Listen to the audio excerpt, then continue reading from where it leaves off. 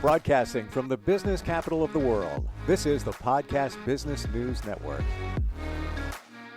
Welcome back, everyone. The election is on the minds of many of us, and it's not just the presidential election. We're also talking about open enrollment elections for retirement.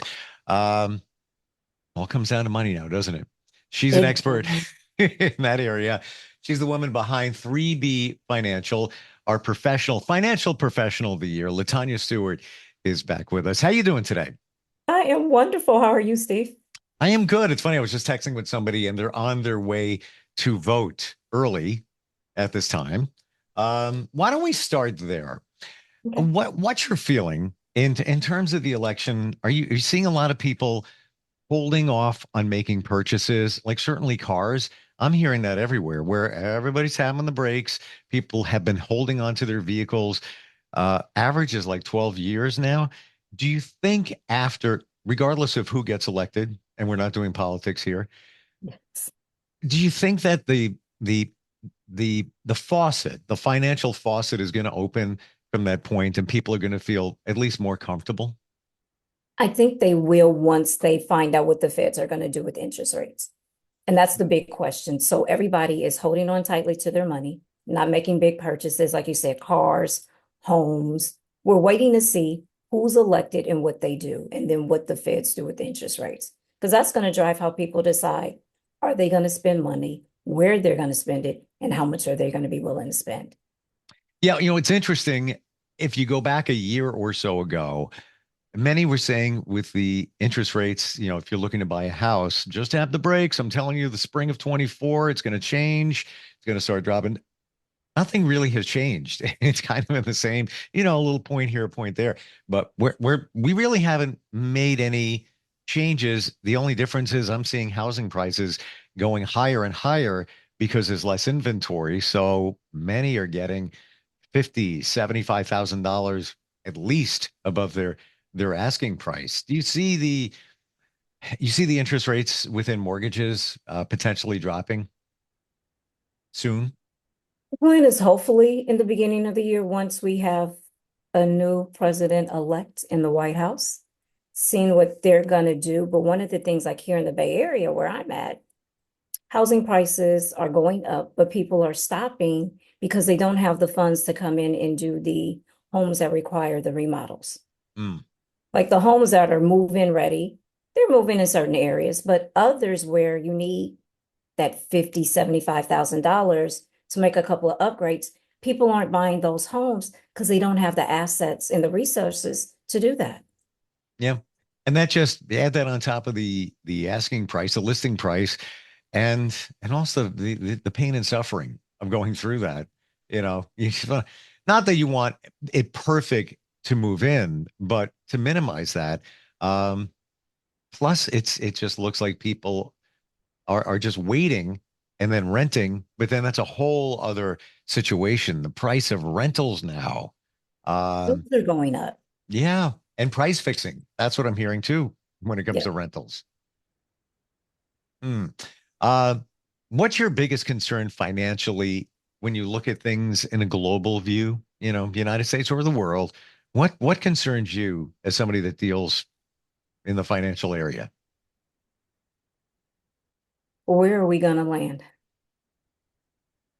Prices are going up. Yet again, grocery stores, there's still Oh, shortages. It reminds me yeah. of when we were in COVID. I was in a store recently. I'm a brown egg person. There were like no eggs. And I'm like, they're eggs. But then a carton of eggs was like almost $7. And I'm like, are you kidding me right now? Mm, Our basic needs, toilet paper, just your basic household needs. I know here in San Francisco, they're trying to pass a bill to where grocery stores have to give a 6-month notice before they close. Because we're closing major stores in major areas. Like example, here in Oakland, we have now lost all of our sporting teams. The A's are now going up to Sacramento. So mm. you're taking that city income and now you're sending it somewhere else, where you're also Wow. taking away jobs. Wow. Mm. Uh, be fully transparent, I was in Oakland back in March. And even at that time, they were closing fast food restaurants. I was like, what? What? And And out. now the hotel that I stayed at in Oakland is closed. The Hilton, The right? Hilton. Yes, What? I could not believe it. Hilton is closed. That was major airport or hotel right outside the Oakland airport. Yes. In and out. Oakland has the first and only in and out that has ever been closed in their history of being a franchise. I did not know that. And yes, I knew it was the In and Out because I actually walked from the Hilton to the In and Out. Okay. Because I've never been to one. So I was like, let's go check that out. Um, just it's unbelievable. Then you look at so many different companies with bankruptcy, Yeah. big ones. TGI Fridays. I heard, I'm in the Northeast. They're closing a whole bunch of them. I guess they're underperforming. What back to grocery prices? Yeah, they've been high for a long time. I went into an Amazon Fresh that just opened up in my area. First one for hundreds of miles. And I expected to walk in there and I went with my friend. He was off that day. I'm like, yeah, bro, let's go. We're going to save a lot of money. Shocked how there was no savings. What's nothing? I mean, I thought that they were actually more expensive than other grocery stores in the area. Mhm. And like we're getting ready for the Black Friday sales now. I'm starting to see some of those coming out, the emails. Mm, And my question is, are you really saving and what are you saving? right. Yep. It's like, okay, the TV, which most Americans have two or three televisions in their home. Why do I need a new 70-inch TV for $700, whatever it is? That's normally $1,000. The reality is, no, you're not saving $300. You're buying it for the price that it is. And I think that's a misconception we see. It's like, oh, it's on sale. No, that's what you're purchasing that item for at that moment. But when you hear these huge discounts, we think we're saving hundreds of dollars, and we're really not. You're purchasing at that purchase price. And I think that's where consumers get caught up. It's like, I'm saving so much money because I'm waiting. Depending on the item, maybe. Now, cars, I could see that. But some of your basic needs, no, that's the price you're paying Yeah. today for that item because they know they can get you in there to purchase it. So the Yeah. company is actually making more money because more consumers are buying those items than if they were at regular price. I never thought of it that way. And while you're waiting, the seller is waiting because they know they're going to get you eventually. Yeah, the only, Amazon Prime Day, I've seen some decent deals. It is like, chum in the water with the sharks. They know that they'll give you a couple of sale prices that look very attractive, and then you're just like, oh, let me get this. Wow, slop. Let me get that. Let me get that. Yeah, to your point, it's not all sales. We got to be mindful of what we're spending our money on. And I think you and I've talked to this before, want versus need. Amazon is giving you these great prices. It's like, I want that, I want that, I want that, I want that. Well, look at how much more money you spent because it was on sale versus if it was any other regular day for you. And then most of us are, to your point, like the Amazons, they're wants, they're not honestly needs. Then we have all these Amazon boxes like, what did I buy? Or why did I buy it? I'm But you could guilty as keep it. charged. I'm afraid to admit it. I had a tablet that was about, I don't know, maybe 6 years old. Yeah, basically, use it occasionally. And then Amazon Prime Day came along a year ago. So I was like, you work hard, get yourself a new tablet. 150 bucks. It'll go faster than the other one. Not that the other one was slow. It's the latest and the greatest. What the heck not? I don't even use it. It's in my drawer. Exactly. But it was attractive to you. Right price. It Yep. was like, oh, it's newer than what I have. Yep. Let me go get it. Yep. And I'm thinking bigger screen, if I'm checking my email, laying in bed or whatever. I'm too lazy to open the dresser and take it out. It was like, just grab for one of these and, and it's just as good. So I got suckered in, that's my own fault, if you will. Um, but then there's also that mentality where I deserve it. I think a lot Yeah. of us feel that way, but that goes back to exactly what you said, the wants versus the needs. We It's need to like I put it through. work hard, I play hard. Yes, I deserve it. I work hard. Let me go get it. But do you really need it? Like my 14 works just fine. We're on a 16 now. But I keep looking at the iPhone. It's like, I'm tempted, but there's nothing wrong with the one I have. It Hmm. works just fine. But they give you a couple more features. What's a better camera? It's a better this. And we all are running out buying now. And I remember when phones were a couple of $100. We're spending over $1,000 on phones. Yep. And a lot of us are leasing them. Yep. So you're renting your phone. How crazy is that? Mm. And it's all about the battery. They purposely know that you're going to get it about 2 years out of it. And I've even been in cell phone stores, candidly talking with the clerk, and he's like, "Yeah, yeah, that's it. They know it's like 2.5 years on average." Um, I only got a newer phone because my battery was, getting depleted and all of that. And it seems like it's a good deal, but here is the but. Okay. They want me as a customer as long as possible.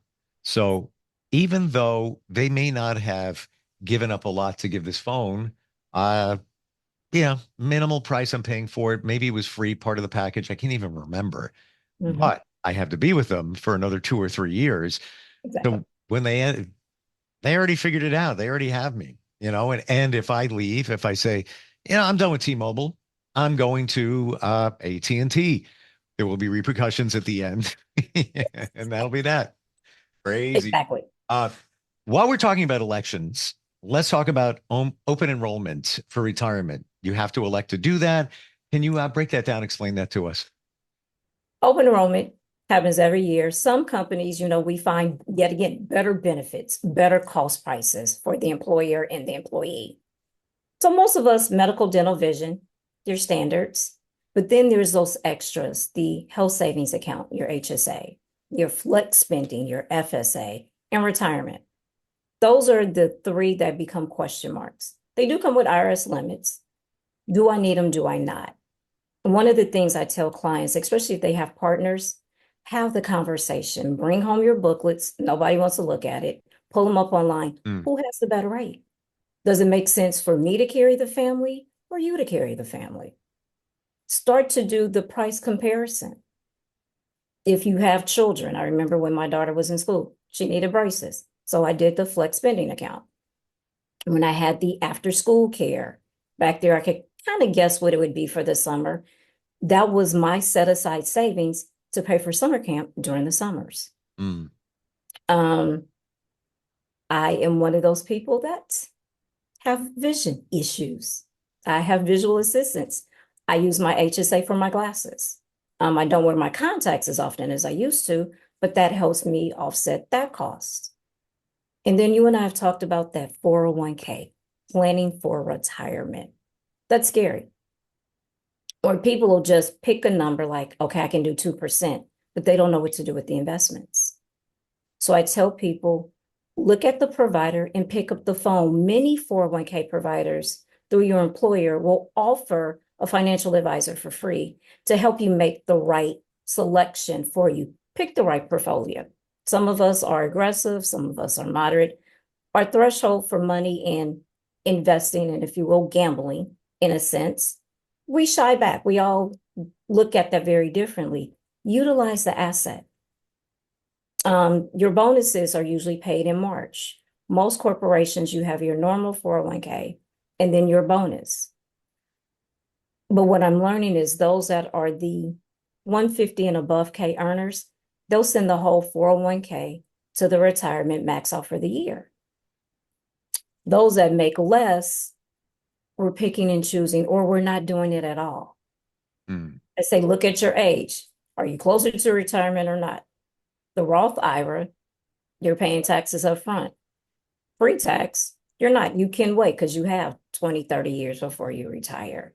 those are the conversations we need to be having with our financial advisors to figure out what should we be doing today. Because the thing is, we're all going to retire. At some point, we all want to stop working. Are we going to have enough money set aside to where we can? It's very scary for the majority of Americans at this And the point. sad part is we're talking about Social Security maybe going away. That's that lingering political issue out there that's out there. What happens if, in fact, Social Security does go away? What is the average American going to do? Because some people are depending on that. Some people actually live off that. If that does for us that are still in the working class, what is your plan B? And most Americans don't have one because it's like, I'm planning on Social Security. That should not be your guaranteed retirement plan. I don't know a lot about it, but that's money that we paid into. And is it true that if it goes away, that you would not see that money? It would just be gone. Or is it really what it comes down to, essentially? That's what it's sounding like. It's going to go to the government. And like you said, some of us have been paying into this a very long time. But the thing is, people are living longer. Baby boomers are living longer. Yeah. And there are, in my opinion, not enough of us working, paying into it. So we may just run out of money because the life expectancy, people are living until their late 70s and 80s to where they're drawing down that money, but there's not enough people working to put into it. Right. So it's kind of a catch-22 a little bit when you think about it. I can't even fathom that money not being available after paying in for so many years. But it's like, I want my money back. Yeah. Exactly. Yeah. Or give me something. Yeah. Well, okay. That being said, your personal opinion, I forget what the age is, 62 and a half, where you can take Social Security, at least begin to, but the difference between that age and age 70 is a huge amount of money spread right there. What would you do if you were faced in that situation? Now, lurking out here, hypothetically, is Social Security potentially going away? We don't know if it's going to, but it's floating out there. What would your recommendation be, and how would somebody make that determination? One of the things, you can go to Social Security Administration, create an account and look and see what your potential retirement will be at 62 and a half, or if you work, I want to say it's 72. But you can see each year what your potential amount will be. Yep. As By the way, I got it in the mail because Very good. they send the projections out, and that's why it's fresh in my mind. And the difference between 62 and 70, even big difference. It is. And then what I tell people, take your last paycheck of the year and compare it to your Social Security statement and make sure the amounts are correct. Not that you don't want to trust your employer. I've been a payroll director, but make sure what you are paying in is actually being reported and being reported correctly. Because if not, you can go back to your employers like, hey, we short over here, what happened? And let your employer correct it. That plan B, create those savings. You can create your own IRA. But the reality is, it's probably not going to be enough. Do you own a home? What does the equity look like in that home? Some people are looking at multi-properties. A lot of people are now building ADUs if they have the space to generate that additional income for themselves. Really sit down with someone and look at, what are my options? What am I doing today? What are my living expenses? How can I cut that back? And really start to plan and set aside. Because most people, you want to live the best life after retirement. Well, for me, I don't want to wait until retirement, because what if I don't make it to retirement? I want to enjoy and travel today, but still making sure I can still live, and I'm still planning for my retirement at the same time. And then once I do retire, travel even some more. It almost seems like a very delicate balance where you want to have some money to enjoy your life and your later pre-retirement years, but you also want to make sure that on the back end you don't blow all that money, that you have it over here to support yourself at that time. It's really dicey. Well, like your friend that went to Florida, a lot of people that live in these high states where state taxes are ridiculous are retiring in states where there's no state taxes. So that's why you hear a lot of people are retiring in Florida. So they're working in these states, high income earners, saving up their money. Then they move to a state where the cost of living is much lower and their dollar is stretching so much further. Well, I think I shared with you a colleague of mine because the prices of homes in Florida are starting to drop. Some of that because of hurricane concerns, insurance, condos and co-ops, the insurance and the homeowners association fees are way up. He bought a house about 3 years ago, 4 years ago. He just sold it and pocketed the cash of what he made off of it. He still owed on it, but it made like 150K, and he's homeless essentially, but he calls himself, because he does digital work, a digital nomad. He Right. just goes wherever he wants. Guess where he is today? He's in Egypt. Oh, wow. Yeah, he found some friends that were a group that were going there. But here's the like, he's spending less per month doing this, Yep. Airbnbs, Mhm. and there's, a little bit of travel, fees there, airline, all of that. But he was going to do that anyway, wanted to get away. That's less than what he was spending when he was owning a home, because also doesn't have to take care of the maintenance, the lawn, and all of that. He's living the life. Doesn't have kids, not married. He's about 50. It doesn't get any better, I guess. There's the life. Yeah. And then of course, I'm in New York. When he told me what his taxes are, 3K a month, I'm like, what? The average where I am is like 12, 11. Easy. Exactly. For a basic home. I'm not, nothing crazy Yeah. here. Like 10. It's out of control. All I can say is whoever gets elected, let's hope for a positive financial change. Yes. At this point in time, got about maybe a minute, 30 seconds left. Okay. Here it be the beginning of November. Aside from the open enrollment, is there anything else that somebody should be thinking of at this time of the year? Holiday spending. You're getting ready to pay your taxes. Come January, those W-2s are going to be coming in the mail. Mm-hmm. If you can, you want to offset your tax bill. If you are able to make some donations, do so. So Good you can point. get those tax credits in this year so you can write them off in 2025. Great point. Didn't even think about that. I mean, granted, it's not a huge credit, but it's something. And if you can do it, why not do it in the last quarter of the game, if you will? LaTanya, always great having you on here. I'm so glad we do video. We used to do it over the phone. This is great. How do we find you? What's your website again? www.3bfinancial.co. And thank you for the reminder of the want and need filter. It's an important one, especially with all the Black Friday sales and Prime Day and all that coming up. Yeah. We're all going to get, as I say, finger trigger happy in a couple of weeks because we're going to just hit enter. Say yes. Click crazy. Don't.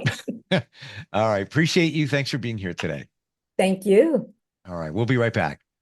Are you looking for even more of the podcasts and hosts that you love? The Podcast Business News Network is proud to announce that you now have even more ways to listen live. Check out the MyTuner Radio, online radio box, and Simple Radio apps on iOS and Android, or find us online. Search for Business News Network on mytuner-radio.com, or search Podcast Business News Network on streama.com and onlineradiobox.com/US. Take your podcast on the go and don't miss a minute of the action.